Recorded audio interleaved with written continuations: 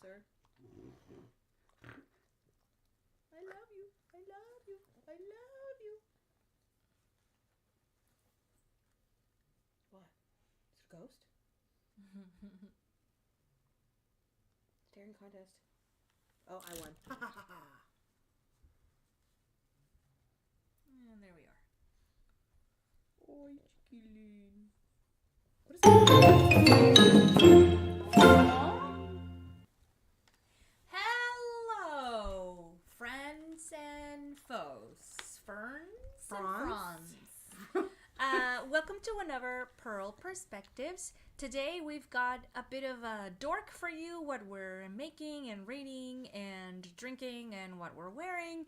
We're also going to take some time to go over projects that we've been liking. And finally, we're having a discussion about a very timely topic today, which is International Women's Day. Woo. So if that sounds like fun to you, get a cup of something cozy and join us for another live stream.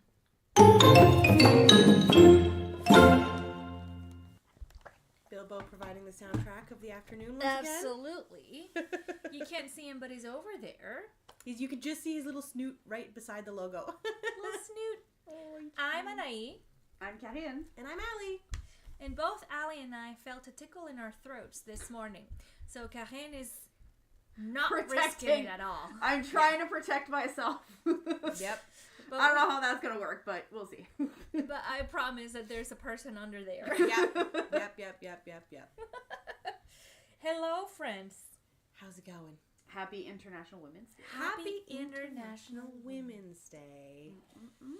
If you are a woman or you appreciate women in your life, today is a good day to tell them. So I appreciate both of you, actually. Oh, thanks, buddy. You're welcome. I love you too. Yay. I love you both so much. I feel so grateful to have so many incredible girlfriends in my life. And don't get me wrong, I have lots of incredible friends of all the gender spectrum out there. But I feel so grateful for these incredibly close friendships I have with the two of you, with some of the other incredible women in my life. Yeah, and that's very just true. Gratitude, man. Gratitude. Especially as we've said it before, but as adults, it's so harder to find people or to maintain a relationship. Because there is no recess. We need recess. Actually, you know what? I do want to take a second and shout out a really cool. I don't know what not program. It's called Best New Friends. It's an initiative that started here in Ottawa. A couple of people put it together, and it's a social event space, I suppose you could say, that was created by a couple of women, designed to create opportunities and events for women to get together and find new friends in Ottawa. That's so nice. If you look on Instagram at Best New Friends, you can find them. I haven't gone to any of their events, but I've been following them for a while, and it looks like so much fun. And they just expanded their age range that they're making targeted events for. That's awesome. I think they were originally from 18 to 30, and I think it's expanded now to maybe 18 to 40, something like that. I can't remember. But definitely worth checking out if you're in the Ottawa area and you're looking for more ways to meet people. Best New Friends. I think it's a women forward thing, but that, check it out for yourself. Right? If it's a community that you fit into, check it out. But I wouldn't be surprised if it was women forward or a bit more organized by women, because I tend to notice that whenever there's events to meet up with new adults, it's usually either for women or led by women. And I don't think it's any shade on men. It's just I think women tend to want to look more for companionship or friendship, and they tend to go out there more. Guys tend to it's more oh, I found somebody at the gym that I'm friends with. That's how my partner has his friends, is people that have that he met randomly at a job or and then it's they clicked and they started being friends. As to where we tend to maybe organize things to actually bring the spark in, instead of trying to find it in the wild. And for the record, I haven't been to an event, but from what I've seen online, it looks like it is queer friendly, trans friendly, open, just generally friendly. Friendly. At this point, it should just we should. If you feel like giving it a try, check out their website, check out their socials. I keep meaning to sign up for events, but then I look at my calendar and I'm like, oh, Allie of 3 weeks ago has already filled in the calendar. So, oops. That's good problem to have. Monday Alley infuriates Friday Alley because Friday Alley is tired. This keeps happening to me. Like, I try to leave room in my calendar for spontaneity, and it turns out really I'm boring. And for someone who has ADHD and cannot keep a calendar for shit, I sure pack myself busy. Well, you know what? Whole week. For anybody who has ADHD, it's actually a known thing that you do that, and the reason you do that is because for people like us, it's very, very hard to be with our own thoughts. So we tend to overbook ourselves and have more events than we should, almost. Yeah. To the point where, like, it feels better when you have a packed agenda because then you're not thinking in your own thoughts. Like, it's very much like, we don't want to, like, or I can't speak for everybody, but for a lot of people with ADHD is the idea of sitting still and not having an event is more terrifying. I think maybe you're speaking more to people with hyperactive ADHD. Yes. Because it's a spectrum. Yes. Well, so usually... And you can go from hyperactive to inattentive. But then I read an article yesterday that talked about 3 new types of ADHD that were discovered. There's 6 in total. Yeah, so they used to only... When I was diagnosed, there was 2. It was ADHD and ADD. And the only difference was the age. The hyperactive. So my family has, if you think about the old way that they did things, my family, almost every guy in my family has ADD, and all the girls, or the ADHD, they're all girls. Oh. So, and it was like, so ADD is the same, it's literally the same thing. The difference is that you're not bouncing around. Yeah. You're not bouncing around. Yeah. And then the other one, you are all the time. You can't sit still. Like, that's me. For me, it's not that. I love sitting alone. Oh, do you want more pets? And doing nothing. The problem is I forget that I've committed myself to stuff. And I end up double booking. You've been chosen. You have been chosen. So much. My dork is going to be a door today. It's really funny because you're the only one that's allergic to him. Yeah, I picked up my phone to take a photo of the cuteness, and then he was like, "Oh, that's an excuse to get all cuddly." There you go. There's your foot back down. He's so cute. He's the cutest boy. He is. Oh, chicky. Now that we know what it means. Little boy. Oh yeah, the mic was hot when I asked that question, so you might have heard it at the beginning of the episode. That's okay. That's okay. Sorry, you were saying. We were saying that as people with ADHD, it's surprising how much we can pack in a week. Yeah, yeah. You know, taking into account that we usually wouldn't you're have right. the capacity to keep up with it. It can be there's many reasons, but I do understand very much I did it and I forget. Like, you're like 3, 4, 5 days later and you're like, wait, I did that? Did I? and then you have regrets sometimes. Yeah. Sometimes I have regrets. I'm like, damn it. And then the best thing ever, the event is either canceled or something happens and I can't go. And I have like an excuse, like, oh, the weather's shit. Go. And then I'm like, this is the best. Like, canceled plans where I don't feel like I'm the one who actually canceled are actually the best. Back into my jam. Because then I can just go back and watch whatever I was watching or do whatever I was doing. But whenever that happens, for me, it has to be like justified. I was actually talking about this with my therapist. Like, I have to justify my time, my day. Downtime. Yeah, there we go. I have to justify it. I cannot, like, my brain doesn't let me just have downtime. Right. I have to say, like, I've earned this by doing whatever it is that I've done. Mm-hmm. And it doesn't have to be work related. It's just life related. Yeah. So, like, that sounds maybe not so great. I know, but that's just the way my brain works. So essentially I pack my events, I do a lot of stuff, and then if I don't do that, the downtime becomes very bad for me. Like, it becomes hard to, like, actually rest, you mean? Yeah. Like, I will be restless. I will not rest well. I will not sleep well. Like, nothing. Because it's like, in my head, all I'm thinking is you're not doing anything. The to-do list is still hanging over your head. And there's no to-do list. That's that's the crazy part. Right. It's really just, like, the way my head works. So we are working on that. Yeah. But it does explain why I never take days off at work. Like, it's really foreign for me to take a day off just for the sake of taking it off. I understand anybody else who does it. Do you think if, and I say this because I do this, I intentionally take one mental health day a month, right? Or I thought every about 6 it. Weeks. Like, if I every planned 6 weeks it, I try to do. Do you think if you were to institute something like that, where like maybe every second month you were like the first Tuesday of every even numbered month, I'm going to take a mental health day. I never actually thought it. Well, I mean, I thought about planning it. I never thought of what it would look like, but it is something I could do. I don't know.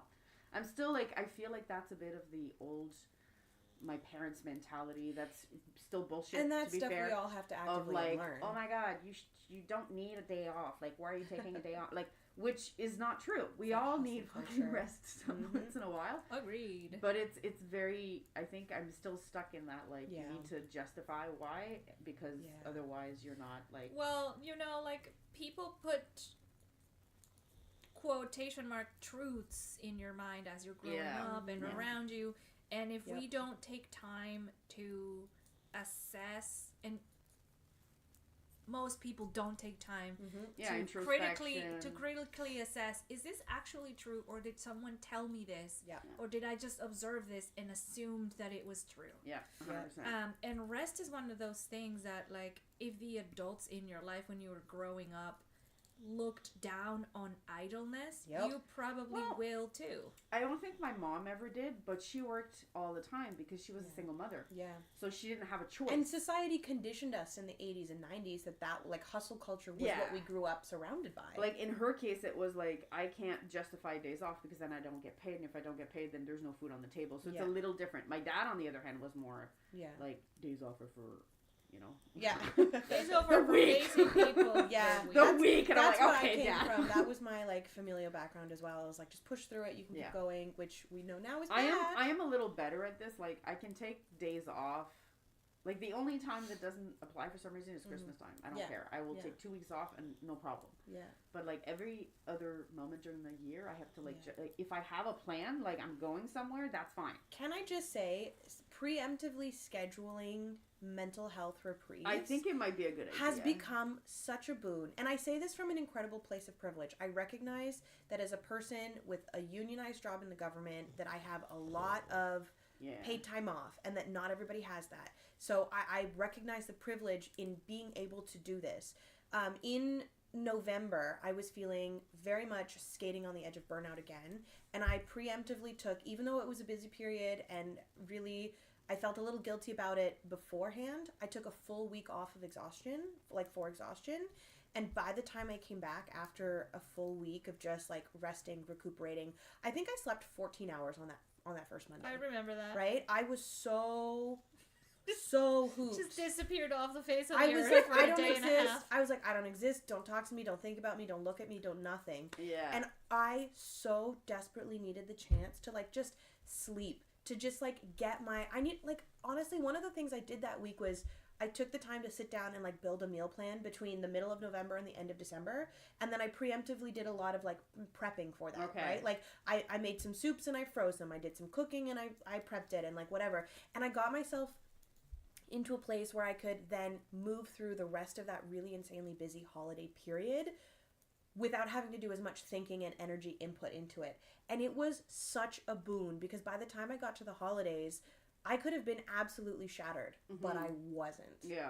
And it was really nice. And I came back in that following Monday and like all the guilt I felt about like just taking a week off had disappeared because I was like, that's nice. I was like, I feel like a human that can actually do my job. Function and do, right? And it turned out to be a good thing because we did have some like fires that we needed to put out metaphorically right before the holidays, and I felt like I had the capacity to do that. So I was then able to like take that energy that I had recouped and like help my team in a way that I would have wanted to do regardless, but may not have had the capacity to. So like scheduling that time where you can have that reprieve, like I have to, if you have the privilege to do it, if you have the time off to do it, I would highly recommend it because at the end of the day, your job is not going to take care of you when you retire. Well, that's the thing. Right? Like, so that's something I have to get into my head because like I've noticed that I'm on such a like high energy, high like push all the time that whenever I do have time off, I'm sick every single time. Like it's probably not great. And it's literally your body is like, that's what I think is my body is saying, listen. It's crashing. Sit down and don't move for 5 days. And that's much. what happens when I have maybe not 5 days, maybe 2 days and a half. But like it's a few days of like actually resting, which is not great because it's not really resting. It's just me being sick. And like, so it's my body forcing myself to like you're crashed. slow down. You've crashed. That's what it is.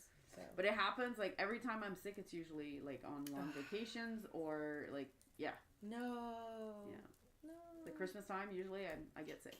I always get sick in, like, early March every year, but that's because things start melting, the leaf mold comes up, my allergies flare, and my system is like, let's shut everything down temporarily. And now look at me.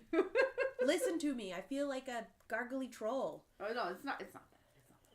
I know, but I like feeling like a gargly troll. I'm like, but, no, it's, yeah.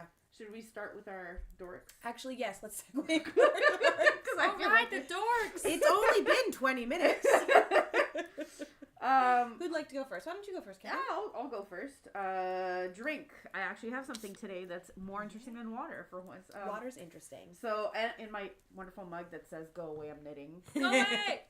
I love it. And it's Tazo, for anybody who knows this brand, I really like it. Tazo Passion, which is a plunge into a paradise of hibiscus, rose hips, orange peel, and passion fruit flavors. That's a good one. I like that. It tastes really good. I love it. And this mug is wonderful because no matter how cold it gets outside, it still keeps everything warm. Yep. Love that. Mm-hmm. Tea lovers unite. Yeah, I got two. So this one is my winter one because the other one doesn't really do that. It's the glass one, right? The glass one doesn't do it. So that's the summer one. Nice. Until I break it. Oh. We all know how, like, you can ask anybody who knows me in my life. Glass and me are not good friends. I have shattered every glass in my house except for, like, 2. Oh, no. Not, like, purposely, obviously. But accidentally. Doesn't help that you also have 2 cats who are fond of misbehaving. No, they actually never... No, they don't knock stuff off? They've knocked things over, but never glass. Oh, that's good. That's all me. I'm the cat. Outfits. I am wearing, this is the first, I guess, what do you call this? Like a top that I've ever... First garment that I've ever made myself. So the edges are really rough, but it is very comfortable, and more importantly, it has all the quotes from The Princess Bride. He's only mostly dead. All of them, and I love that. Yep. Wait, I want to read more. They're all there. And which is what brings us together. And then of course there's Dread Pirate Wesley. Yeah. The dreaded. Anybody want a peanut? I'll explain, and I'll use small words so that you'll be sure to understand, you warthog-faced buffoon. The ROUS. ROUS. Rodents of unusual size.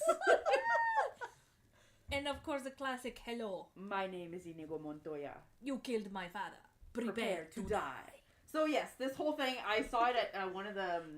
this was a few years ago. The Hindenburg Fabric Flea Market. And when I zoned in on this, I was like, this is coming home with me. And you made matching shorts for it too, I remember. I did. The shorts are not public appropriate because they're so, like, they're comfortable and they are functioning, but, like, you can't, like, you Are they a little cheeky? No, they're actually pretty long. But it's like all the sewing lines are like outside. They're not straight. Okay. It looks like it's my first fucking pair of shorts. Which it was. But this one actually turned out okay because most of it is like the lines are inside, so you can't see how bad it is.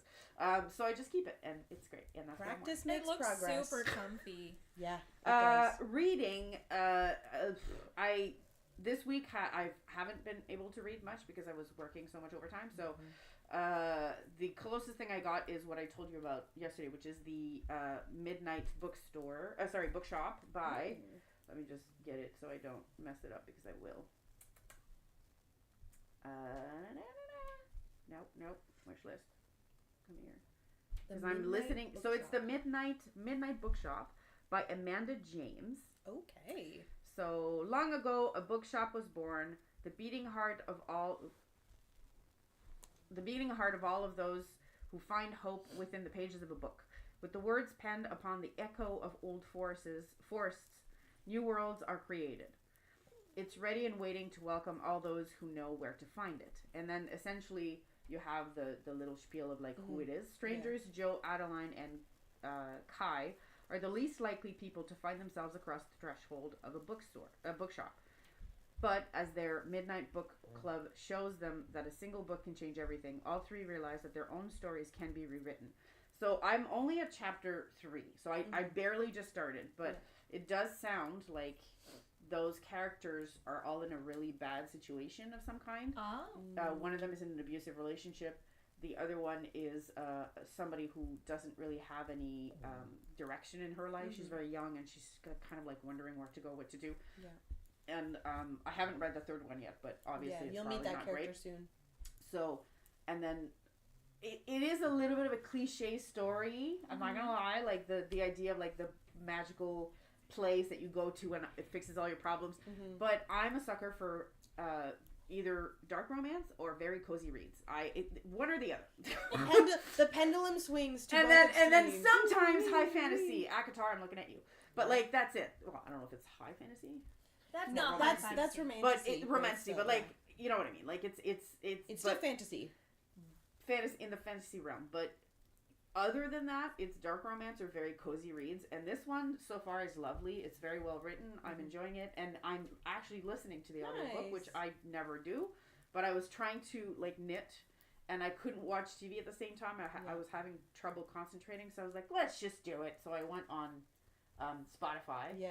Then I just got my like free 15 hours free listening. Yeah. Free listening, which is perfect for this book. It's 10 hours, I think. Nice. Whoa. So we'll see how it goes. Yay. But so far so good. That's my read. And my knitting, excellent. Well, I'm at the very, very end. You're so close. Of the my little Arctica. Hold on. Oh, this way. Look at that. So I don't know. We may see me finish. I don't think so. Yeah, this sleeve is almost done. So essentially, after I'm done with the 6 rows, all I have to do is do the ribbing and we're done. Yay! So it's gonna get done today, whether it's on the pod or after. Yay! It's gonna get done. So what are you gonna start after? So many choices. Well, yeah, we saw. Segue to say, if you have not yet watched Carine's Project Purl video where she talks about her next 10 projects, you should go check it out. And that's good planning. Yeah, I'm probably a pair of socks. Nice. Because I feel like I need a little palette cleanser as much as socks are a little hard for me. Well, because you're just not used to them. Yeah, exactly. I'm gonna get better if I do more, obviously. And I already know which one I want to start with, and it's the Luma. No. Oh God, the Alva. Oh God, I can't pronounce it. Like I know where it is, but essentially it's the one that has really nice dark lines in the sock. I think it looks so crisp and beautiful. Pretty. So I can't picture it. No. I'll show you afterwards. The only thing is that I'm not 100% sure what the color of the sock itself, like the main color is going to be. I have the dark, I have the black, but I don't really have, so I'm hesitating between a few colors, but I'll figure it out. So I'm going to start with that. And then as for a bigger project, I don't know yet. I have a few that I could start with. So that's my work. Nice. A lot of activity has going on. Yeah.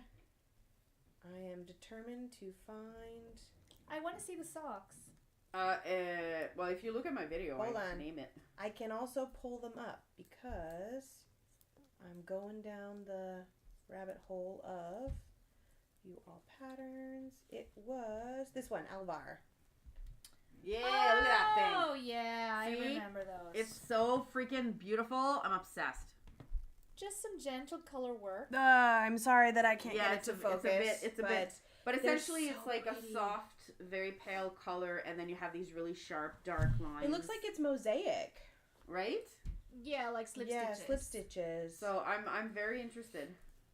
Yeah. Cool. That one will be really nice, I think. So we'll see how that goes. And you picked some beautiful colors. Yeah, or, you talked about some beautiful colors. Well, yeah, because I'm not 100% like, options. Some of them I'm very, dedicated to, and others I'm like, I don't know. That's maybe. Okay. That's okay. Nice. But yeah. So who's next? Anyone go? I can go next. Do it. I am also drinking tea, but I'm drinking iced tea that I made concentrated and then cut with some sparkling water because I'm very fizzy. And it is mango passion fruit flavor. Yummy. Ooh, yeah. Maracuya for two of you. Mm-hmm. Not me, I'm boring. Very fruity and delicious and refreshing and sweet because I put a lot of sugar in it. It's the way to do it. It's the way to do it. I'm with you.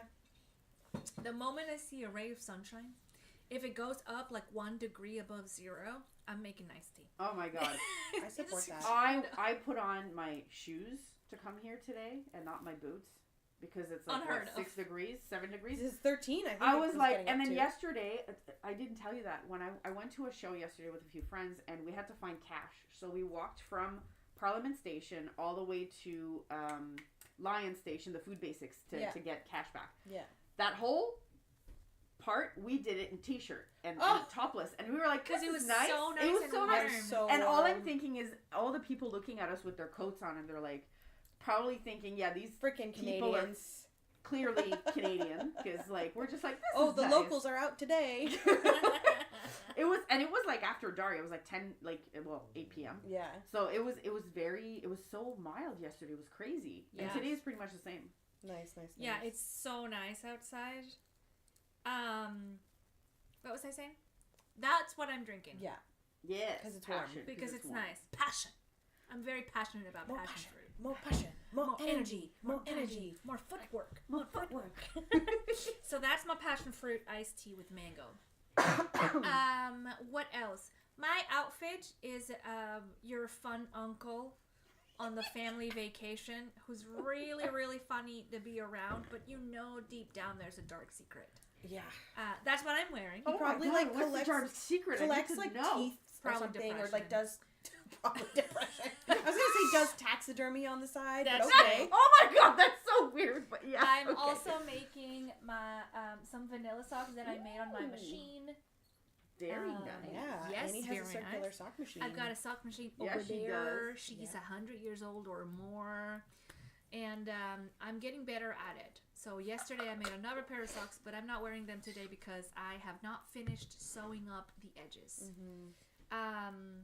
That's my outfit. What I'm reading, I am recovering from a book by Emily Henry called Funny Story. Yep. Ooh. Let me tell you, for a book that has the word funny, it's not funny in the title.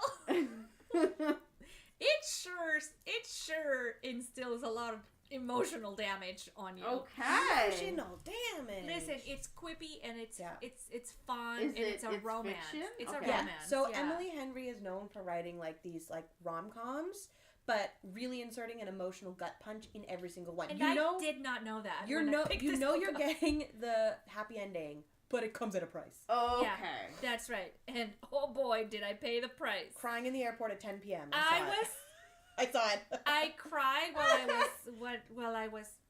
I cried multiple times. You did. I saw it. During this book. Yeah. I love how she's like, I saw it. I was I can confirm. Ugly crying when I finished it. And then like, because I was on an airplane as well. So I cried in the airport. Yep. I cried on the plane. Yep. And then I had to put it down so that I could recover myself a little bit and finish the last chapter. And then I cried again. Listen, this had never happened to me before with a book. It's a good book if it makes you feel. Yeah. It's a good book, but I will say, if you have daddy issues, don't read it. Okay, well then I won't. I'm not reading that. Funny Story may not be for you. Might not be as funny for you as it was for the characters in the story. But other than that, it's very well written. I love the pacing. The characters are well shaped. They have a lot of depth to them. And it is first and foremost a love story, like a unlikely to meet kind of love story. And I really did like it, and I enjoyed it, and I would recommend it, even if it made me ugly cry. But it made you feel, and that's what's more important. But it made me feel Listen, things. if you feel like you need an ugly cry moment, and you can't do it in front of the TV, or because some people are not, like, it's hard for them to just, like, cry on cue, then maybe that's the book you need. Maybe you just need to read the sad, not episodes, chapters of this book to make yourself cry and get a little bit of like a catharsis there. It does feel good though after you've had a really nice cry. I have to recommend, if you're going to have a big cathartic cry, doing it in the shower, because not only does it clean your face, but you're staying hydrated at the same time. That's true. I do it like once a week. Look at her. She's like, listen. Water in, water out. Let me tell you how I do it. Water in, water out. Yeah, so I'm currently in emotional recovery because that was a lot. So I haven't started another book yet. Well, I did read Assistant to the Villain. Yeah. I'm the one because I was telling you about it. I'm the one who hasn't started. It's in my to read pile. And I've got the second one from you, and I will start it. I just haven't yet. Take a break. Because here's the thing: if I'm not on vacation somewhere outside of my home, it's unlikely that I'm going to read a paper book. Okay. I am an audiobook on the daily, and so I much prefer putting on my audiobook, taking out my dog for a walk, and going, like, listening at 175 speed for 30 minutes at a time, like a little bit every day, right? But other than that, if I'm at home, all of the stuff that I like is here, and all the stuff that I like I use my hands for, so I'm not gonna be holding a book at the same time. That is very fair. So it is unlikely that I'm going to, like, finish it as fast as I did the previous one, but Apprentice to the Villain is next, and I cannot wait because Assistant to the Villain, the first one, ends in a goddamn cliffhanger. Of course it does. And I don't know why they would do this to me. So that you keep going. I blame her. Because she was like, you're going to like this book. And yeah, I but trust she's not the author. The author chose this. Look at that. Look at that face. The author... No. But I got my just desserts because I just read the third one, and it also ends on a cliffhanger, and the fourth one's not out yet. So what I did to Annie was done to me. Yeah. You just want her to suffer with you. You know what that is? Hurt people hurt people. I'm just saying. I'm gonna be honest though. I get it because if not that I have the intention to do that, but if I ever were to write a book, I would make sure there's a cliffhanger somewhere because it was done so many times to me, and then you have to wait like freaking 2-3 years to get the next book, sometimes more. Looking at you, George R. R. Martin. Yes. I still haven't forgiven you. Yeah, seriously. So, I would definitely, I get it. And I feel like some authors probably feel the same way, and that's why they did it. Because they needed, it was done to them, and they needed to, pass on the hurt. But the way that Nicole Mar did it was, like, it kind of, like, closed up one chapter, and it opened another one. Yeah. Is what I mean. So, like, the book is self-contained, I would say. In that there was a big mystery and the mystery is resolved, but then it ends up... there's a cliffhanger. And it opens up with another one. Yeah. Which is the way to, to be fair, it is also the way to keep my the audience captivated. Like, otherwise they're going to be like, well, that's it, and then move on with their lives. Exactly. And now I feel like I can't move on because I gotta figure out what happens in the story. No, it was really nice. I like the short... short chapters? The short chapters, and also the way that this because it is a comedy, romance comedy.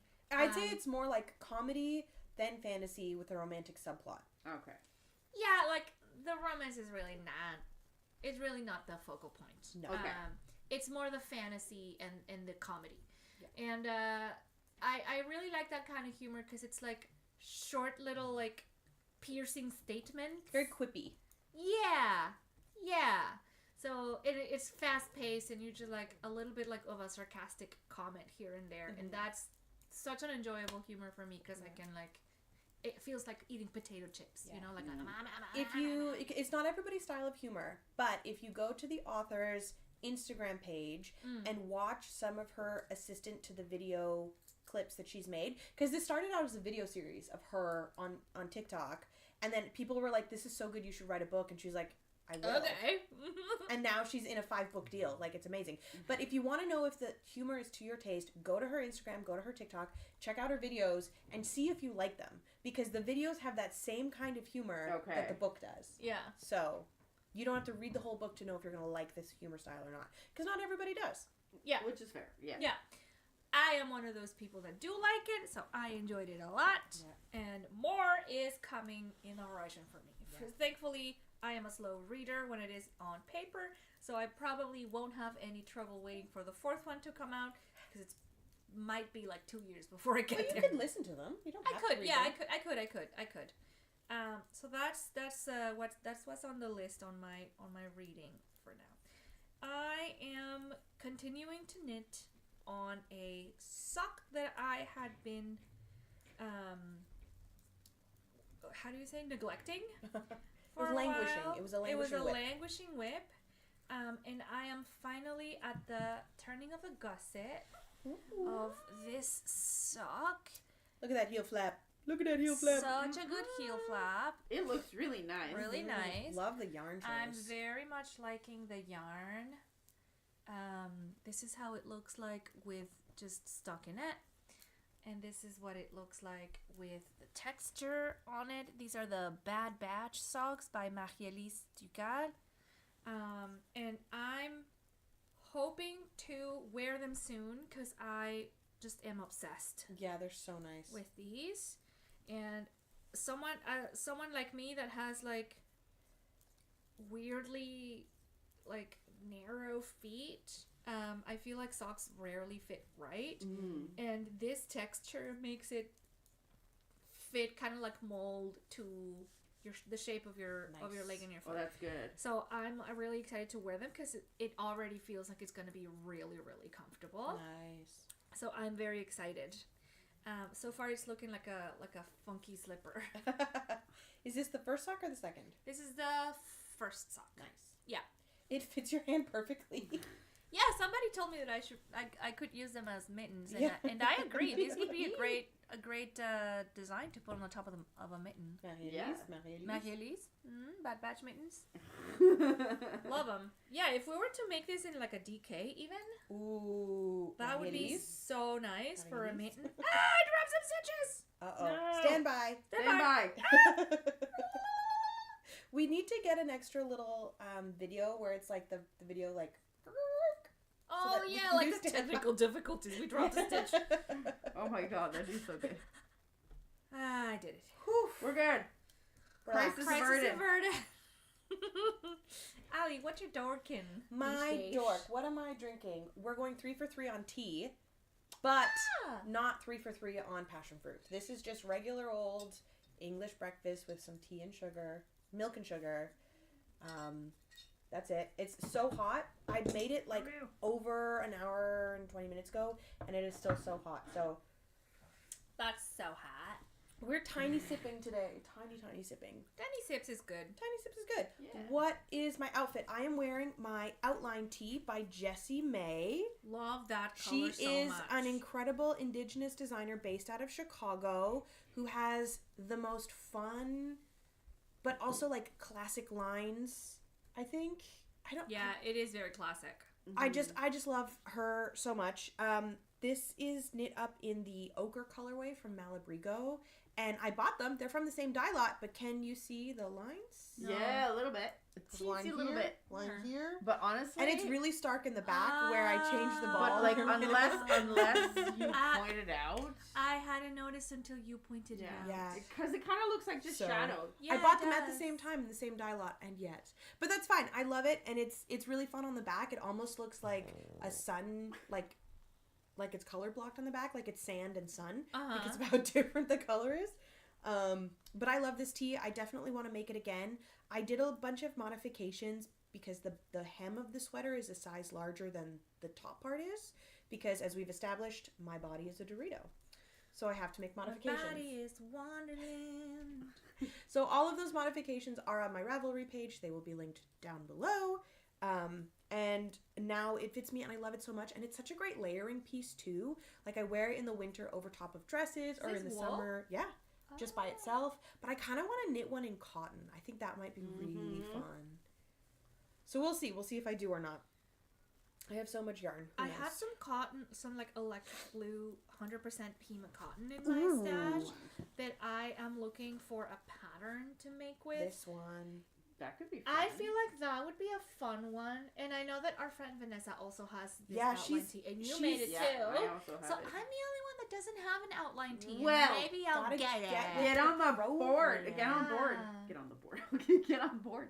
Get on the board. Get on board. No, I do want to get on board with it because it's such a nice silhouette too, and I love the laddering effect. And it's really nerve-wracking. So what happens is, I don't think I'm giving too much away in that you get to a certain part and then you do a yarn over. Yeah.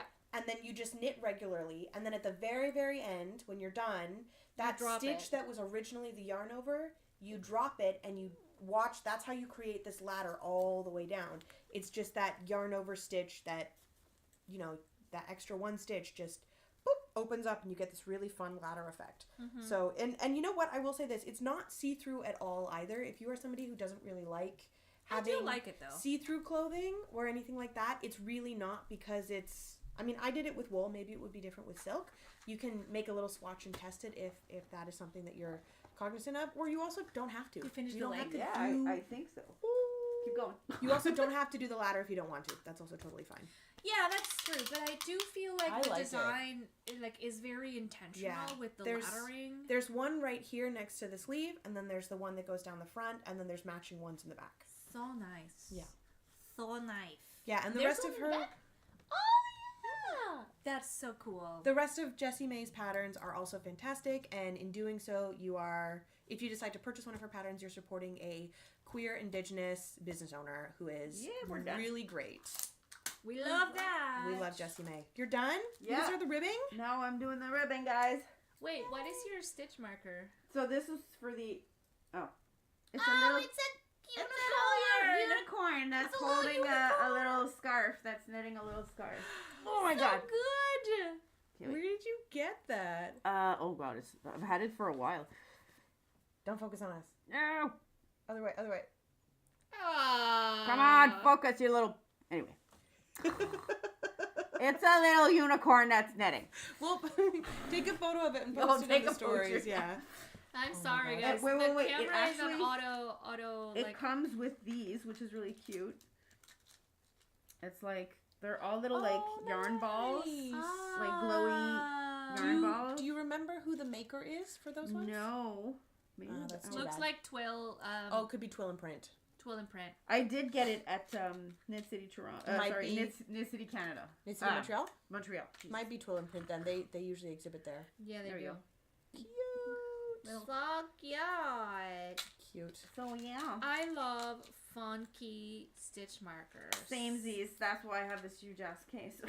Hey, might as well. Those things are great. Mm-hmm. I have a green glass jar that I got when I went antiquing a couple of years ago, and that has become my stitch marker holder. It just lives on my laptop stand next to my couch, and it's this little pharmaceutical jar or something from the 1930s that I'm like, this might be arsenic glass. I don't know, but you know what? Whatever. You can figure out if it is. I know. Putting a black light on it and see if it glows. That would be radium. That's radium glass. That's radium glass. However, one of my coworkers, his area of interest in research, one of the conservation scientists, is arsenic. So if I took the jar to him and I was like, that's a really Tim. That's a really Tim, interesting thing to focus on. Yeah. Mm-hmm. Yeah. It's Is Tim okay? Well, it's his whole personality, so I'm going to say okay. yes. Well, he loves it. He's living his best, okay, best you go, life. Live your best arsenic life. He loves it. His favorite color is green and everything. He just loves it. So arsenic green. I watched a great video about arsenic green from Wallpaper. YouTube historian Nicole Rudolph. Oh yeah, I remember that. I highly recommend. Will be linked down below. Fantastic. And how it was such a coveted shade of green that people did not care that it was hurting their. And they were using it was wallpaper. It was in the clothing. It was in the wallpaper. It was in ink in books. It was in literally everything. It was in everything. Yeah. And people are like, oh, who cares about my health? What matters is that it looks good. Everybody has this green, and it wasn't fully understood back then either. That's fair. Which is why, actually, tiny segue. Have you heard the expression "mad as a hatter"? Yeah. Like the Mad Hatter in Alice in Wonderland. Yeah. The reason why it was found that people who worked in millinery and making felt hats and stuff like that would become mentally ill over the course of their career was because of arsenic poisoning, because the arsenic gas that they used to set the felt. Yep. And arsenic is a bioaccumulative, which means once it's in your body, it doesn't go away. It just stays there. And the more that builds up, the worse the symptoms get, and that can manifest in mental illness. So yikes! I did not know that, but that's very interesting. Did Tim tell you that? No, that one I did learn after doing a big deep. Do you guys remember the show Once Upon a Time? Yeah, absolutely. Okay, so Sebastian Stan was in it in the very beginning as the Mad Hatter. Yep, I remember this. I mean, it was eventually written out of the show because he got famous because of the Avengers and da-da-da-da. He was an actual hatter? But he was a hatter, and there was this one scene in, like, one of the original episodes that he was in really early on before he was super famous, where he's, like, making hats, like, in a frenetic pace, like, like, doing that, kind of leaning into it. So I looked into it, because I'm like, what? There's something here, and I don't understand what they're trying to say. And I looked into it, and that's when I discovered that arsenic gas was used to make felt hats. And Mad as a hatter.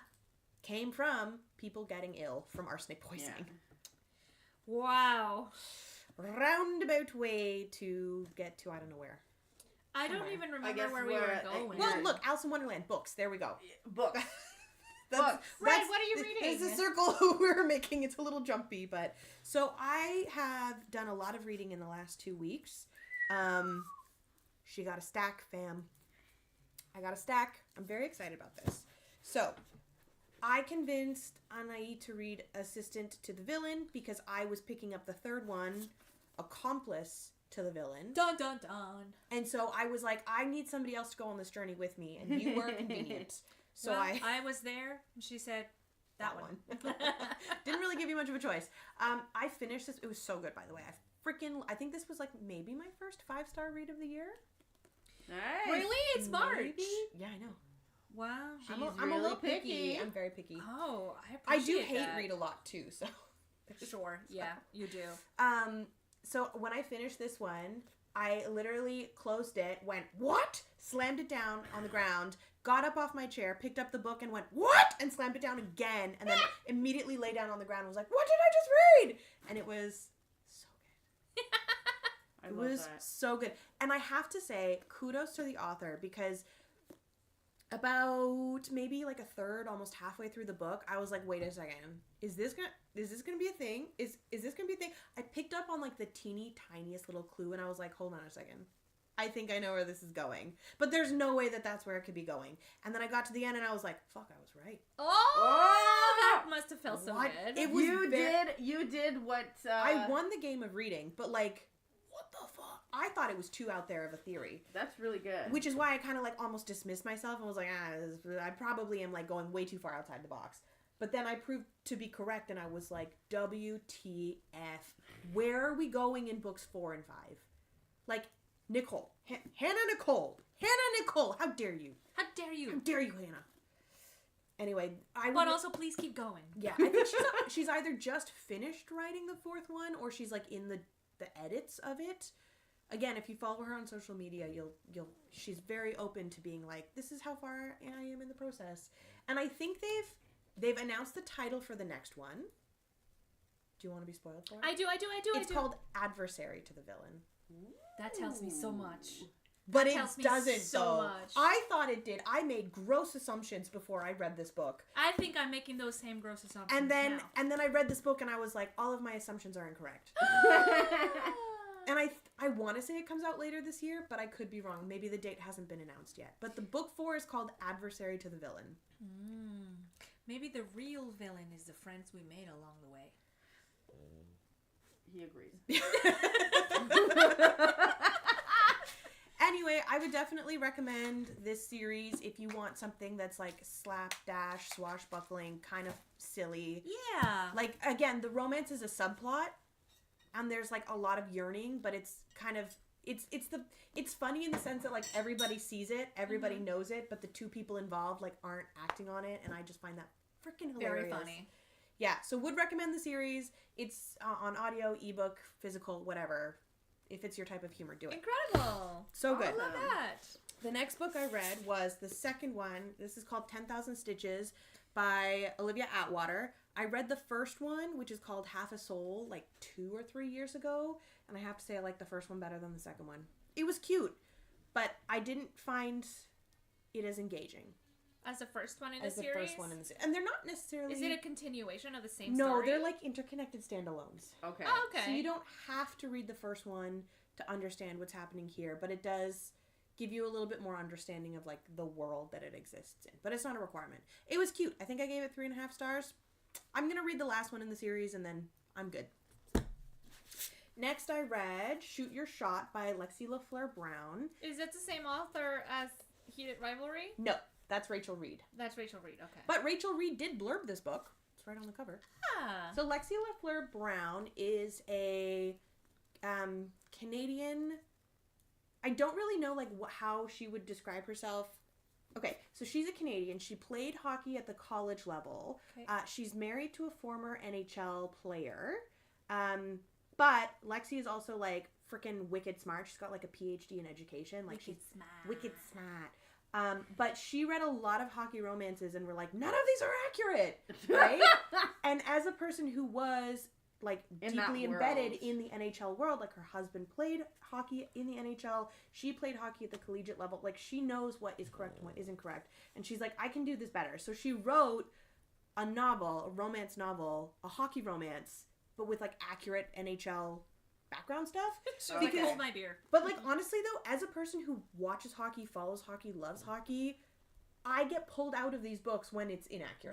That's the thing. It's right? Like it's one thing to say I want to write a story about a specific sport or whatever, but if you don't have any idea of how this works, or if you only know surface stuff, you need to do some research so that it's believable. Because you're right. If it's something that someone knows, like in your case hockey, you're definitely going to be pulled out of the story the second you see something that doesn't make sense. Yeah. Mm-hmm.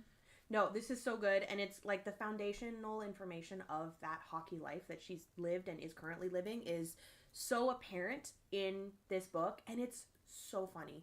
She is so funny. And this book is, well, she's queer, first of all, and the main female character, Lucy, is also queer. So if you want a hockey romance, if you want queer characters, if you want BIPOC characters, like, I would highly recommend. I really enjoyed this one.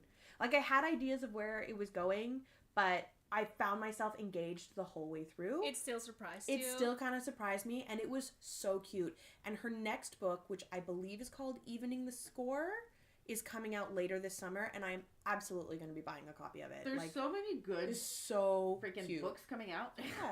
Well, this one is like, she's an aspiring tattoo artist. He's a hockey player whose like career is kind of in the dumps, and then they hook up, and then he gets a lucky break, and he's like, you're my lucky charm, and she's like, I don't really want to be your lucky charm, and he's like, too late now, you're my lucky charm, and like shenanigans ensue. And the next book that she's writing is, the main character is, I'm trying to figure out a way to say this without giving too many spoilers. So she moonlights, she gets a job as the mascot of a hockey team to enact revenge on their star player for something that happened when their dads were playing against each other like 20-some years ago. Years ago. That's so petty, and I love it. Right? Seriously. So I'm very excited to read that next one when it comes out later this summer. I read this one. I read each of these books in like 2 days. They're so delightful and enjoyable.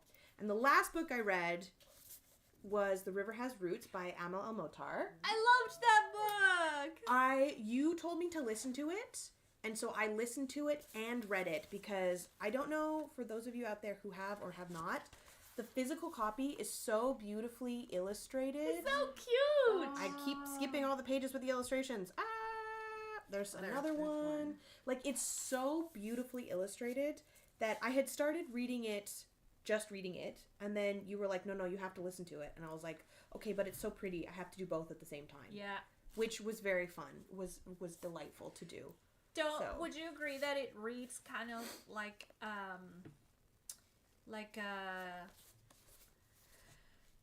what is it called? Like a Cinderella kind of book? No. What is it? Not fantasy. Fairy tale? A fairy tale. Yeah. It's like a fairy tale for adults. Like a folktale. Okay. Yeah. Folktale. It definitely came across as a folktale. But what I mean is like it's short. It's a novella. It's short. It's kind of a fable because there's a message about something you're supposed to learn. Yeah. It's nice. I liked it a lot. It was very enjoyable. I have to say, I think I liked her first one better. Her debut novel, This Is How You Lose the Time War. But I think that's because the concept and the plot that she wrote in This Is How You Lose the Time War was novel to me, whereas I, a longtime lover of the fantasy genre, have read a lot of fairy tales and folktales. So this felt like tried and tested and true ground, versus the other one, which felt like brand new, if that makes sense. Yeah. No, I love this one. I did love this one. I thought the way that she interpreted the mechanics of how magic works in that this was world so good. Was very fresh and novel. Yeah. Because it's not just like magic is innate. Like you have to do something that's pretty. Yeah. Like, you know. Yeah. Anyway, you have to interact with the world in a specific way in order to interact with magic. I highly recommend it. It was quite, and it's only like, the thing is, what I don't think a lot of people realize when they pick it up is that it's only 99 pages, and the last like 30-40 pages of the book. Some of them are illustrated. And some of them are illustrated. The last 30 pages of the book is a preview chapter from her next book of short stories. So really, it's only like barely 100 pages. It's really short. You could read it in one sitting if you wanted to. And I have, if anybody in the area wants to borrow it, just let me know. You can borrow this copy. It was really cute. And she's a local to us author. She's from here in Ottawa. Yeah, that's true. Yeah, she just had one at the university, right? U of O. Yeah, U of O. U of O. Have I told you about how I met her? No. And didn't realize? Yeah. I remember that. You did.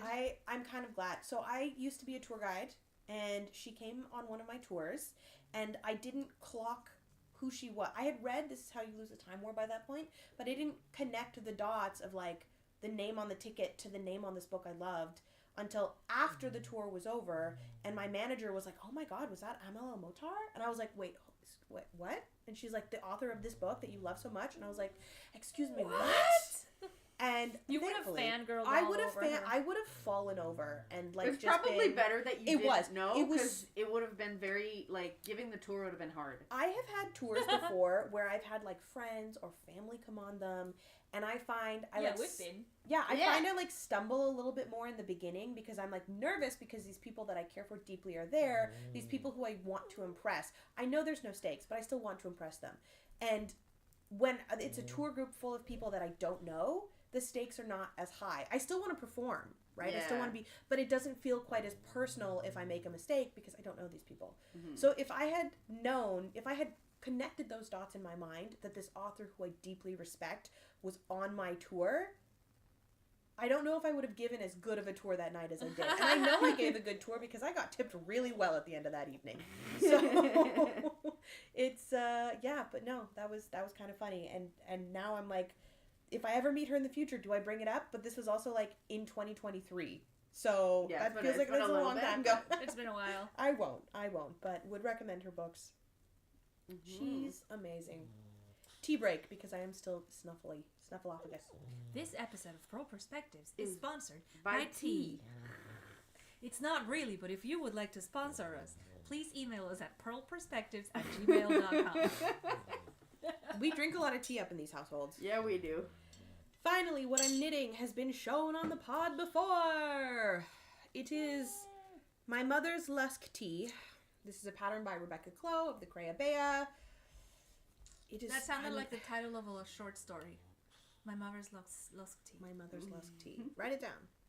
I feel like every time I pick this thing up, I'm like, I'm almost done. And then I measure it and I'm like, I'm not even close to done. So last night I went in and I put stitch markers in for like every inch on the body because I'm like, I need a visual cue. Otherwise this is going to feel perpetual. Mm-hmm. My mother is a very thin woman. She's very slight. But I had her try this on a couple of weeks ago. Sleight of hand.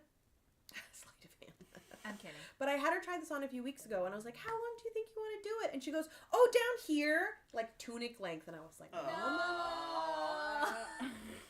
woman. It's fine. It's not that big of a deal.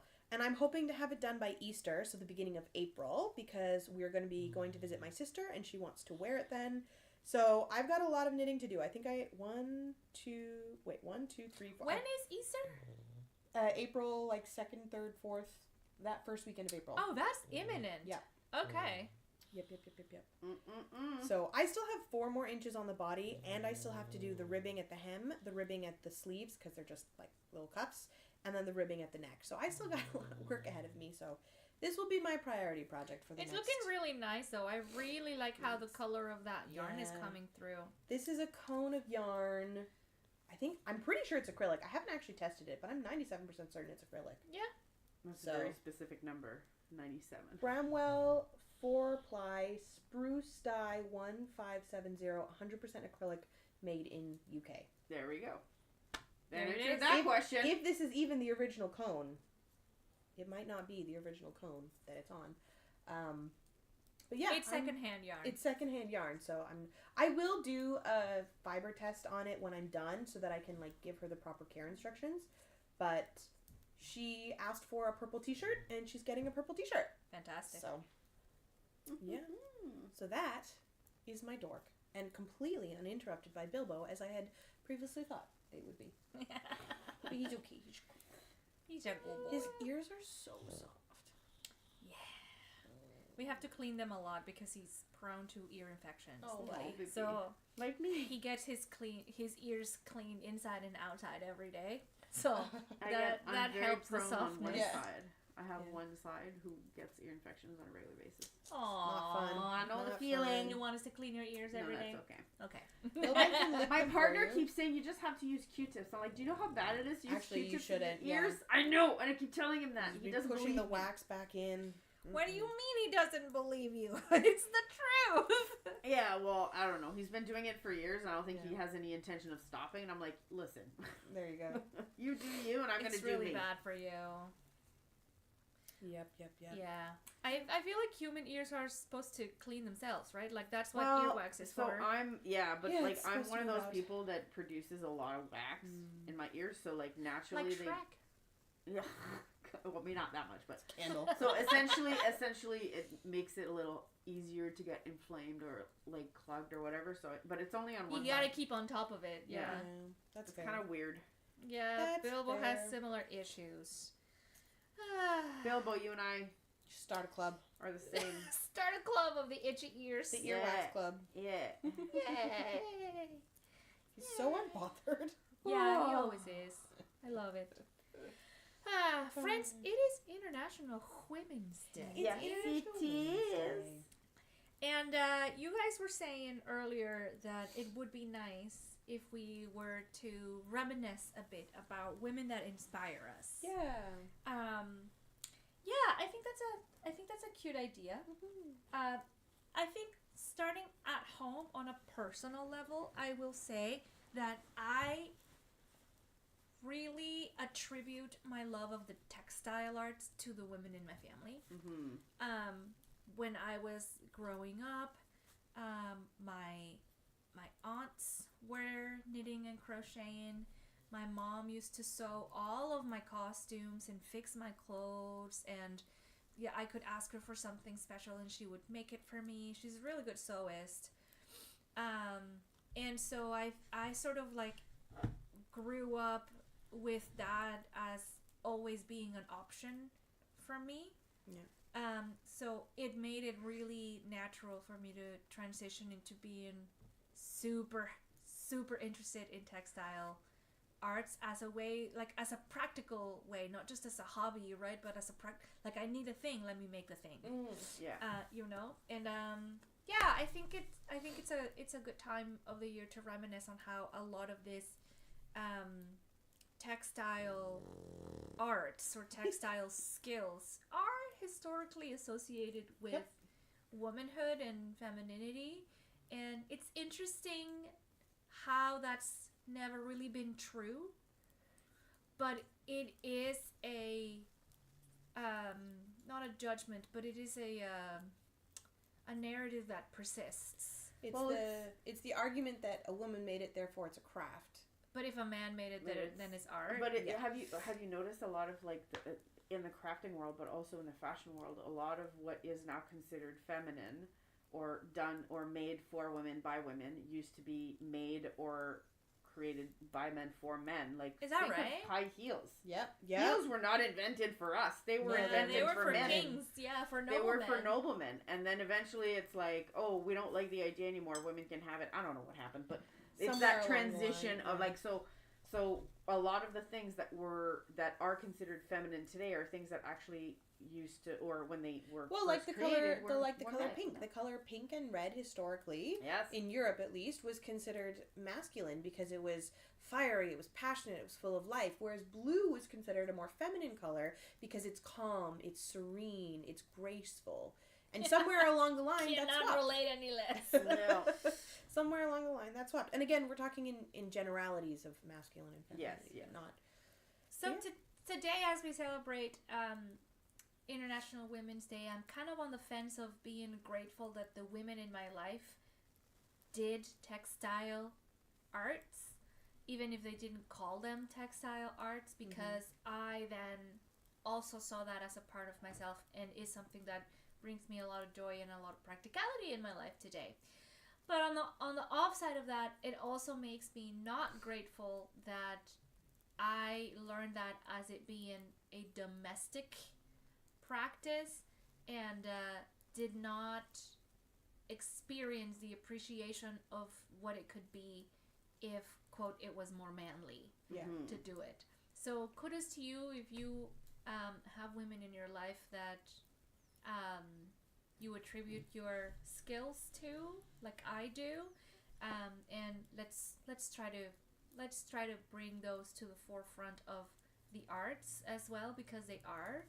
And also the last thing that I will say is I am trying hard to fight against the attribution of femininity to knitting and crochet and textiles, because I also feel that it is putting pressure on male presenting people to be open about what they like to do or what they're good at, right? So, like, if you are a sewer or a knitter or a crocheter or whatever, and you identify as male, honestly, I'm here. I would love to have you. Let's make it together more normal to see people of all genders doing this. But especially today, we thank the women that came before us. Yes. Yep. Do you guys have did you guys have people growing up that were like influential women in your life for yes. I mean, for the person that you are today? My mom definitely. Yeah. Although she's gonna hate me because for saying this. She's never gonna watch this. I know. Mostly because as much as I love her because she's the first person I ever saw that knit. She tried very desperately to teach me how to knit, and I could never sit still enough to learn it. So, and then in my 30s, at some point, I was like, I guess I could start a new hobby, and then this whole journey started, and then I saw her, and she was like, what do you mean you started knitting? Like, so offended, because, like, I didn't go through her. But she did inspire me. I thought about it because I saw her and my grandmother knit. We are the only people in the family that knit, from what I understand. I don't think anybody else does. But yeah, so that's and of course the fact that she was a single mom who, like, for the most part, worked 2 jobs, love. Yeah, it's like Reba McEntire. It's always a little harder, but yeah. For me, it was more that. Nice. That's nice. But that's a story of like strength and resilience. But and now at the it's same this time, beautiful thing that you guys get to do together. Yeah, that's true. You get to bond over it now. That was so much fun when she came with us to Knit City, Montreal. I just love the fact that I have. She was open to it. Yeah, I just love the fact that, like, if I go to Montreal, she'll go with me. If I go to Toronto, Linda will go with me. Yeah. So I always have a mom figure in my life that just shows up. I'm like, yeah. My mom is not a textile crafty kind of lady. She is a DIYer. Oh, she's an HGTV mom. She's an HGTV mom, which has come in mega handy. Thank you, Mom. I love you, and I appreciate that you love to paint because I hate painting walls.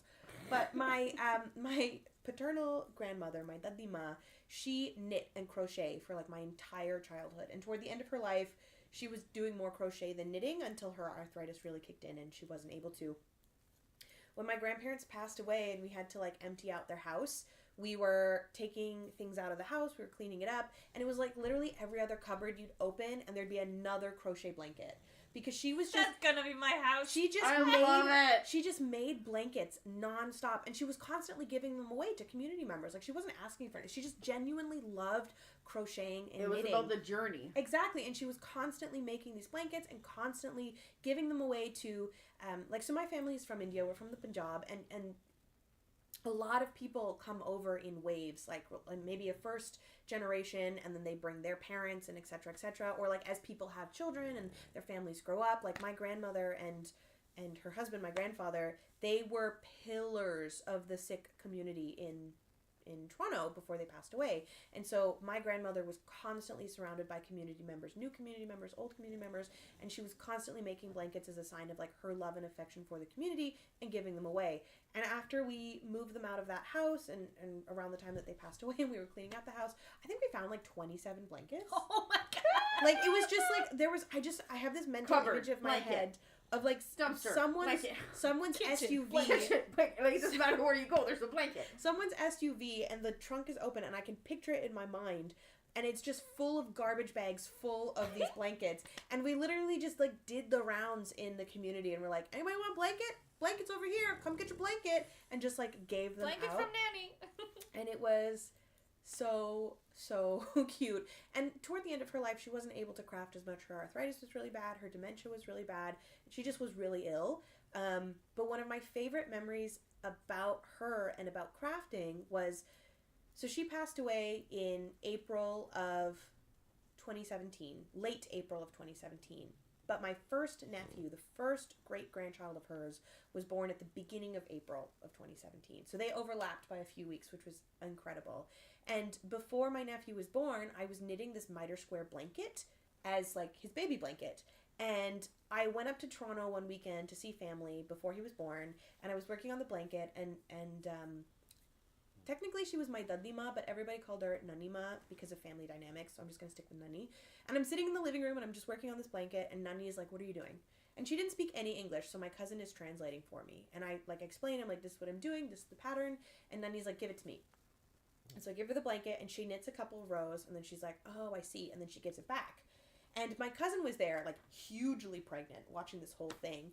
And she's like, oh, that's, like, really sweet that you got to do that. And so when I finished the blanket, I actually embroidered a star into the square that Nani had knit so that in the future, my nephew, Bachchan Singh, would have a little... Because Nani was really upset that she was so ill she couldn't make him a blanket. Yeah. And so I offered to do it. And happily so, of course. And so Nani had a chance to put a little something into that blanket for her first great-grandchild.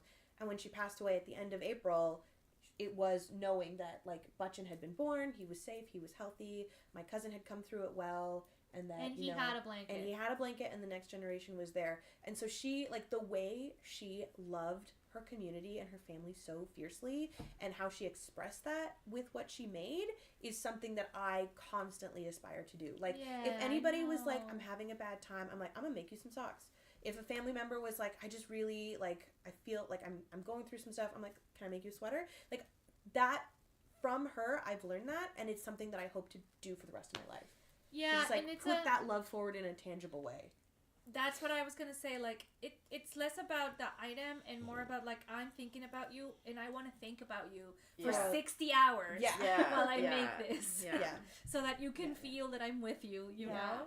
Isn't that just so cute and such a... It's such a beautiful thing that not just women, that a lot of people have, but, like, yes, we usually tend to associate more with women, that nurturing and that thing. But, with like, womanly let's love. be real, like, anybody can do that if they really want to.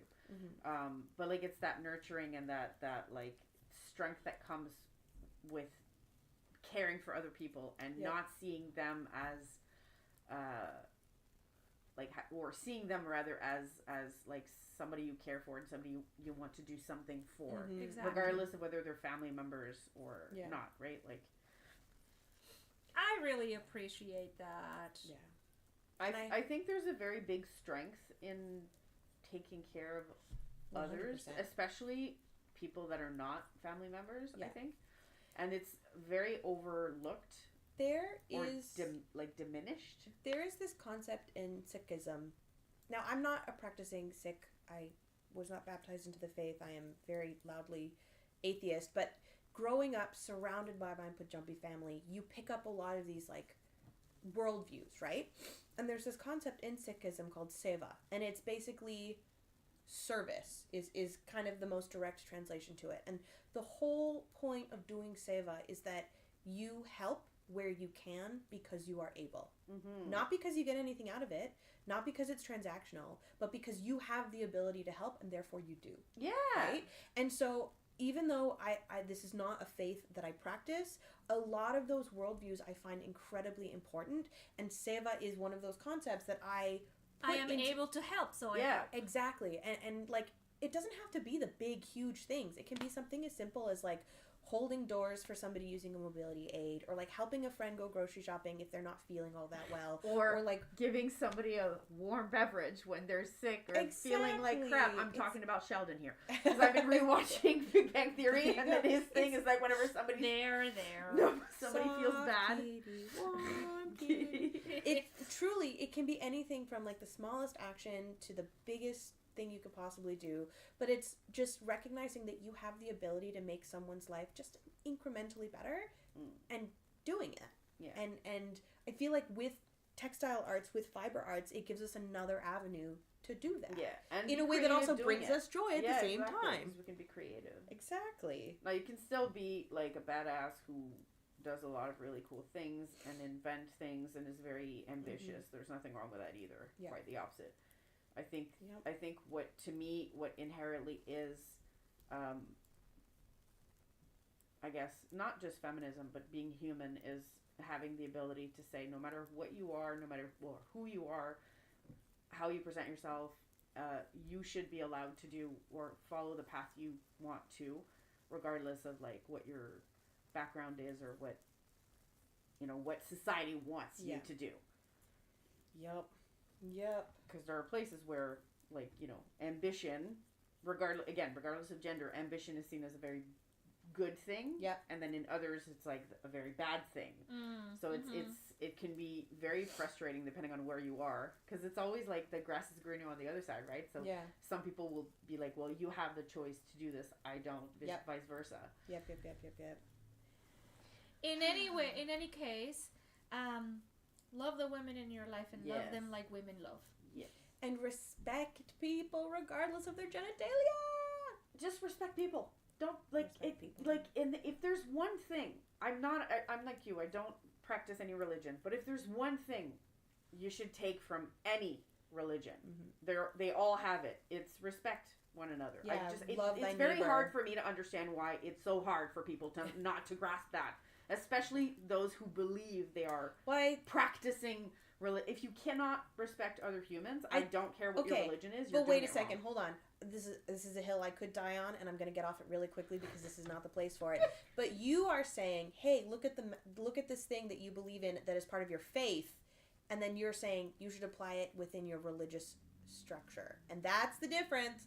Faith and religion are technically two different things, but that is a soapbox that I will climb right off of. No. This is not the time or place for that discussion. I agree with you. Yeah. So I think your issue is with the religious structure and ideology. Well, yes, I've always been. So that's why I don't really know where I stand, because I'm not atheist. That's fine. But I'm not agnostic, because agnostic is like I don't know I don't know what religion to believe in. SBNR, I think, is probably from our interactions. I feel like you'd fall into the category of SBNR, spiritual but not religious. Yes, because I don't believe in organized religion at all. Zero. If a human created it, I don't want nothing to do with it. It's that simple. Fair point. I can't do any organized religion. I think they're all... Because I'm inherently disorganized.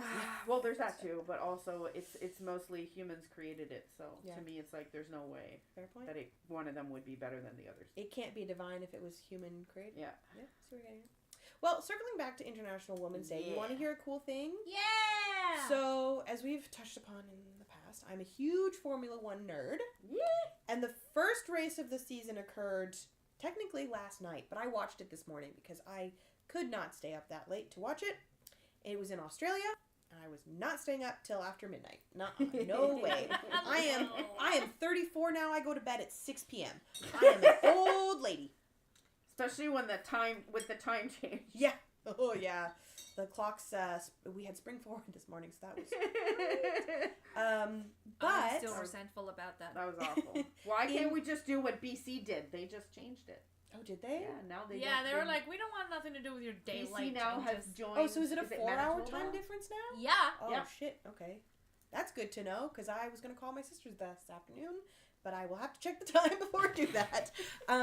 No, what was really cool about it is that there's some incredible women in motorsport, and there always have been incredible women in motorsport, but over the last few years, they've been getting more visibility, and love that. There have been some incredible women, not not as drivers in Formula One yet, but behind the scenes, in strategy, in engineering, in business administration, in all of these things, and they are incredible.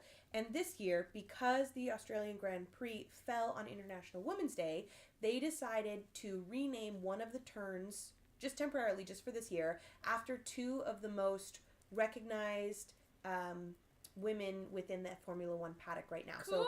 So Laura Mueller, who is the race engineer for Esteban Ocon, and Hannah Schmitz, who is the principal strategist for Red Bull Racing, they had the turn named after them. So it was the Schmitz-Mueller corner.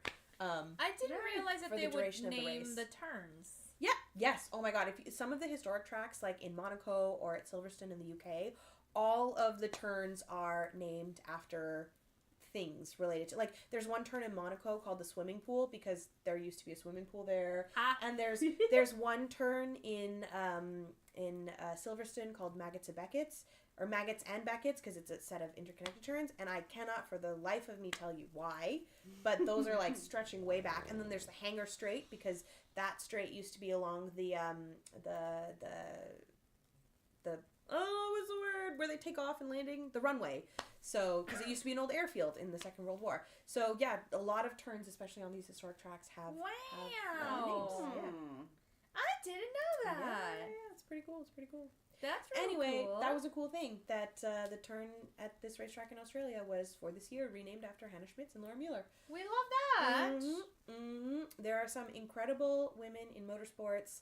And I have to shout out F1 because I fracking love F1. There was a huge regulation change this year. So all of the teams are pretty much starting from scratch. All of the drivers essentially have to relearn how to drive the cars because how they drove the old regulations versus the new ones are very different in terms of what the car requires to function. Right. So it's like, from an engineering and technical standpoint, absolutely fascinating. If you are in any way, shape, or form interested in engineering, aerodynamics, mechanics, fluid dynamics, anything like that, I highly, highly, highly recommend getting into Formula One because it is, from a technical standpoint, absolutely fascinating. And it is only, in my opinion, like Which is biased. Just super biased. But like the politicking and the like soap opera-esque nature of the like drivers and teams and principals drama that's happening in the background is like, that's just an extra. Like it's like watching a reality TV show a la Real Housewives, but it's enhanced by this incredible engineering and like rapidly evolving technology. So if any of that sounds fun to you, like, please get into F1. If you are in the Ottawa area and you want to watch a race this season, I watch every single one that I can. Oh boy. So like, hit me up. I have F1 TV. I've paid the $100 for the streaming for this year. Like, I'm watching them already in my house. Like, come join me for a race. Let me introduce you to this sport. It's so much fun.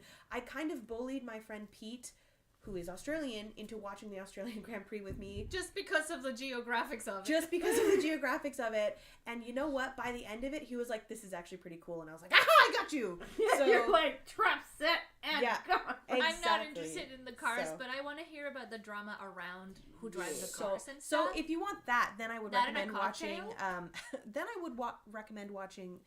Drive to Survive on Netflix. Hell yeah. Because you'll get all the drama without as much of the technical stuff. You'll Excellent. get some of it as like the context, but mostly the drama. Speaking of technicalities, I have been working on my technical skills in wool felting. Ooh. Oh no, not this thing. I know you've seen it because I put it in the chat for y'all. But listen, this is what happened. I had a meeting that Hold on, I need I some was supposed whiskey to in my go tea. to, and the meeting was canceled. And so I had this hour where I was in waiting mode, you know, because we're like, if you're neurodivergent, you know about waiting mode. Yeah. Where like you have something to do and you're like just like anxiously waiting for it to happen, and then it didn't happen, so there was a hole. Yeah. In my day. It screwed up the whole freaking routine. It screwed up, so I was like, I need to like do something with my hands right now, so I just like grabbed some of the wool that was like hanging on my wall and I started poking at it on my desk. And then I was like, oh, I really like that emoji with like the mouth eye. So that's you made like an my Eldritch favorite. horror. So I was like, let me make that. And then it started looking like an actual little guy. And then I put eyes in it, like arms in it, and then I put legs in it, and then I put a little tuft of hair on the top. It's an and eldritch it ended horror. up horrifying. And I love it so much. If you don't want to have nightmares, avert might your eyes. Turn away. And you know what I said when I saw it the other day? What did you say? I said if you turn it over, it has a bush.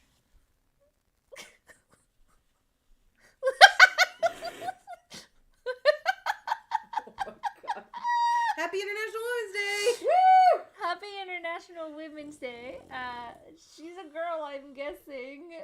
Well, with lips like that, that's either Botox or luscious. Or genetics. But listen, I'm actually quite proud of myself because I put like highlights on the lips, some color diffusion in the eyes. Technically speaking, it's incredibly well done. It's just also nightmare fuel. Somebody said it looked like the characters from that TV show Monsters. Monsters. Oh yeah. It looked like a fusion of two of the characters, and I used to be obsessed with Oblina. So. She's giving Oblina, but like squished. It also kind of looked like my pug a little bit. Excuse me, sir, could you lift your head a little bit? I mean... Maybe a little bit. He's like, no. He's like, no, let me go back to napping. I mean... He's like, listen, I'm not here for this. I think it's fantastic. It's hilarious. I love it. Put it on a fascinator. Wear it at Halloween. Oh my God. Wear it in Halloween as a headband. It's bad, and I love it because it is bad, but also really good. It's so funny. I want to make like 7 more of these. So if you have any ideas of more horrifying things that I can make similar to this, let me know. It worked out to like, I worked at like the base of it during that hour that I had lost. And then it just sat on my desk and I kept poking at it over the rest of the week, and it ended up with a really like a finished thing. You need to give it a name. Oh. Yeah, that'll make it less scary. I mean, you could call it Oblina if you want. I could call her Oblina. I don't know. Oblina Jr. Joblina. No, I don't know. I feel like she needs to have like her own name. Like a weird identity. Old lady neighbor Esther. Name. Esther. Maybe Helen. I don't know. Eugenia. Oh, Eugenia. This is Eugenia. Her hair's the same color as my nails. Oh. That's funny. I love Eugenia. She is me, I am her, and at the same time, I gave birth to it. Only mildly terrifying. Motherhood.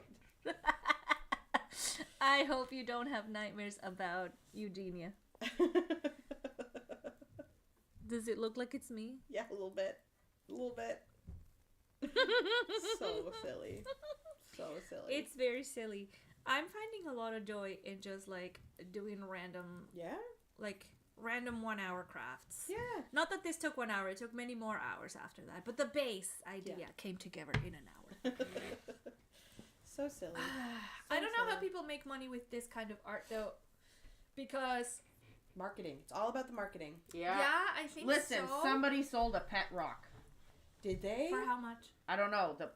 Don't you know the story? Somebody literally I remember created pet rocks. Yeah. It was like not one. They literally sold the whole concept of like having a pet rock. So if that person succeeded, it really isn't about the product. It's about how you sell it. Elmo would not approve. It's all about selling. Not real. Rocco is a rock. Like there's also somebody who sold like titles of land on Mars and on the moon or something like that, and like NFTs, people bought it. Baby. NFTs. You can also buy stars for no good reason. Yep. Because people want to make money. Yep. Well, I'm people and I want money. But I don't know that I want to sell Eugenia for like $20.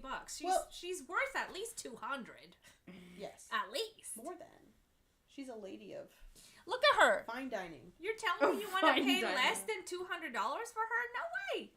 I kind of want to light her on fire, but that's not neither here nor there. Well, for $200 you can. Yeah. Save the world from Eugenia. But I want to light a lot of things on fire, so.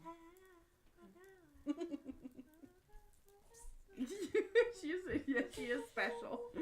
She was joking the other day about hiding her around the house, and your brother was like, please don't do that. And I looked at you and I was like, if you hide it in my house, I'm going to freaking destroy it.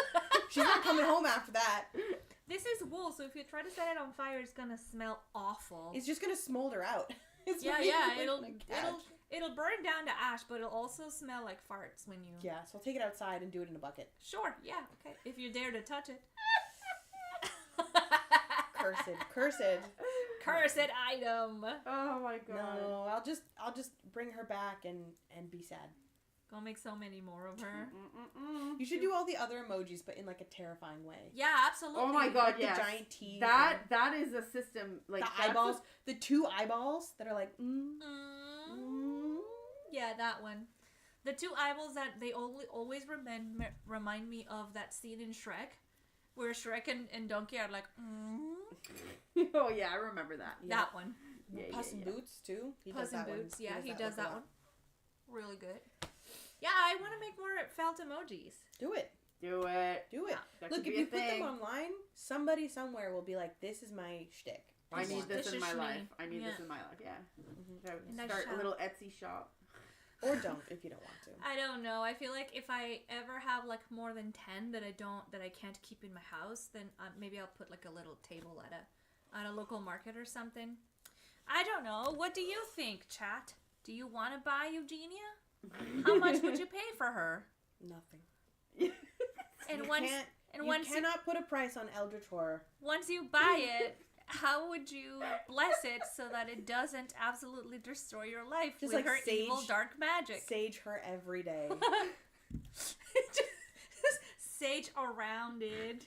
Put it in a metal box with 3 logs. Oh my god, yes. Just like, what's her name? Annabelle, the doll? That's right, the haunted doll. Bury it 8 feet under the ground. Leave her in an attic. Plant a tree over it or and something. Just when you think you're safe, she appears. Somewhere. You think Eugenia's going to give up on you? No, she's going to follow you. Oh god. Yeah. To the edges of the earth. Oh dear me. That's right. That's terrifying. And I can make so many more of her. Oh my god, do not don't even know. Do not threaten us. Happy International Women's Day, Eugenia. Do not threaten us only Eugenia. And only Eugenia. She's unique. She cannot be replaced. Or duplicated. I feel like that's a good way. That's a good spot to stop today. After saying Happy Women's Day to Eugenia. Wait, do we want to do an inspiration? I think we should. Hold on. I say this and I don't really have any, but we can do a quick round of inspiration before we say goodbye. Here we go. Everybody ready? Yep. Hey. Nice. Allie, have you been inspired by something this week? Yes. I have been inspired by something that literally just flitted straight out of my brain. Oh my god. Okay. I remember now. Sunday Fiber Co., who is a dyer based in Victoria or Vancouver, BC. Anyway, I think it's Vancouver.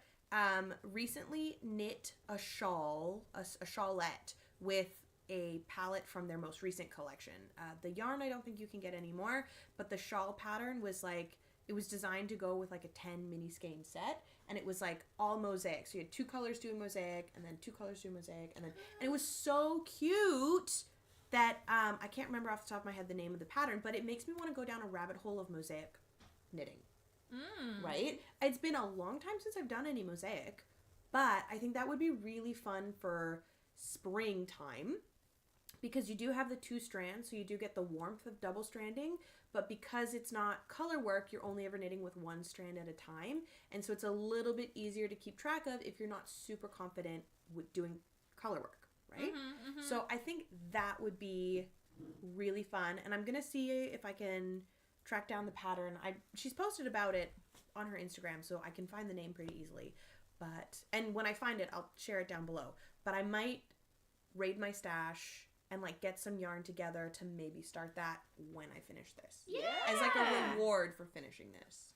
I love rewarding ourselves with more of the same thing we've been doing. Yeah, exactly. I have something that inspired me, but I have to go get it over there. So hold on. All right. Well, I can go through my inspiration, which is I'm done. All I have to do is bind off. What? But actually, no. I did get inspired by something this week. Not something specific. It's spring, so now I just want to do like summer tops. Ooh, I found like 5 or 6 on Ravelry that I'm like, I want to do this and this and this. And there's one of them that's like a little, it looks like the design of a t-shirt, but it has like, it's a little blouse, so it has buttons with like short sleeves. Like a polo shirt. Yeah, so I'm a little, that's my inspiration would be like the summer tees. Yeah. And whatnot. Yeah.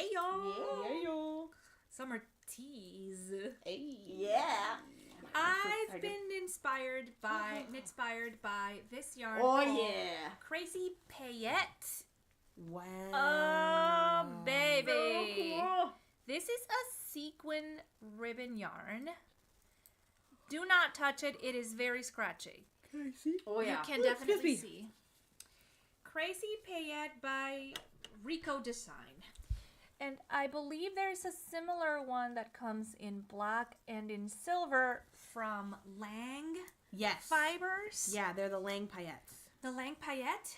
I have seen a woman on TikTok that worked up a very simple triangle scarf using paillette yarn. Yep. The one from Lang. Yeah.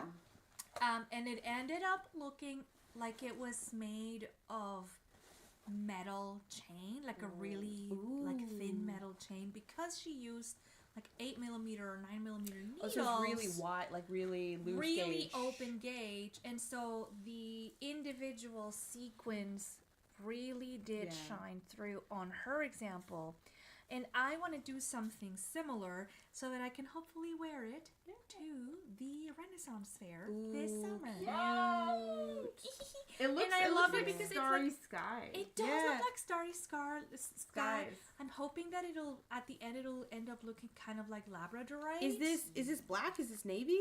I think it's like a gray. It looks like a combination of a few different things. For the record, the strand is one color. It's a monotone dark. It looks like 2. So there's a bit of a gray, but there's also a very thin blue that I think the blue is what holds the little the base yarn is dark. The base yarn is dark, and then it's like a bunch of rainbow sequins attached to it, but they're really small. Oh my god, this is so nice. And did Aunt Sophie make something just like this? She did, but she made it in gold. Ah, okay. And so both the woman on TikTok and our friend Aunt Sophie made something with this sequin kind of yarn. And I'm really inspired by it. I'm hoping that it'll, like go by fast and that I won't absolutely destroy my skin by using sharp... Yeah. I think so. By like sliding it across my finger repeatedly, because I don't know if you're as sensitive as I am, but I find sequins are sharp. Yeah, they are. Just like my friend Julie says, she doesn't eat toast because toast is too sharp. Julie.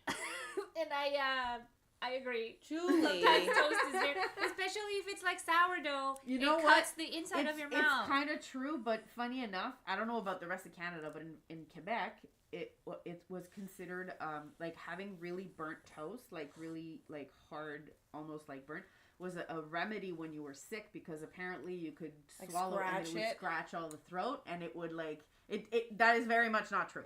But it was that idea that like you're just bringing down the phlegm and the bad stuff because toast with is the sharp. toast, because the toast is sharp. And so are sequins, but I'm still inspired by these Crazy Paillettes by Rico Design.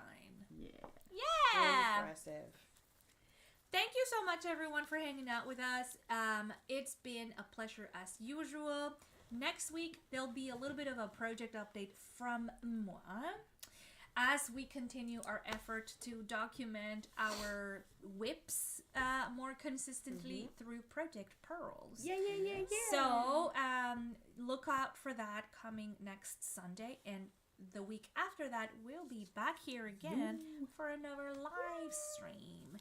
So thanks so much again. My name's Anahí. I'm Allie. And I'm Carine. And we are your 3 pearls, 3 real life friends in real life Canada, working on real life knitting and talking about like maybe some not so real life topics. Love y'all for being here. We've been yapping for 2 hours, so we're gonna go. Salut, Marie-Elyse. Hello and nice goodbye. To see you and goodbye. So catch up with us from the beginning, and we will see you again very soon. Bye. Bye.